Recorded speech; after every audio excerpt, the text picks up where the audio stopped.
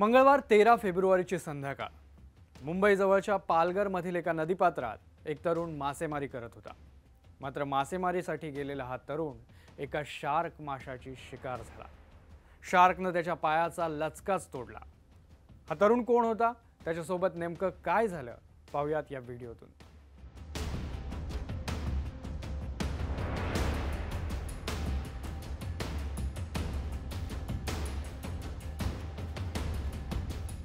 पालघरमधील मनोरगाव याच गावातून वाहणारी वैतरणा नदी।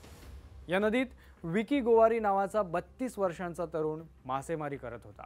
नदीपात्रात पाण्याची पातळी इतकी जास्त नव्हती, पण या पाण्यात एक शार्क मासा असेल याचा जराही अंदाज त्या तरुणाला नव्हता। बेसावध असलेल्या विकीवर जवळपास 200 किलोच्या शार्कनं झडप घातली आणि एका क्षणात त्याच्या पायाचा लचका तोडला। अचानक झालेल्या हल्ल्यानं तो तरुण घाबरला। त्यानं आरडाओरडा केला। त्याच्या सोबत असलेल्या नातेवाईकानं त्याला पाण्यातून बाहेर काढलं। त्याची परिस्थिती बघून त्याला नंतर रुग्णालयात दाखल करण्यात आलं।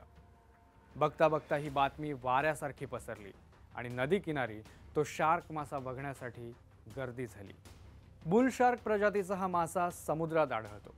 तो नदीत दिसल्याची उदाहरणं फार कमी आहेत। काही कारणामुळे भरतीच्या वेळी हा मासा नदीपात्रात पोहोचला, पण ओहोटीच्या वेळी उथळ नदीपात्रात तो अडकल्याचा अंदाज व्यक्त केला जातोय।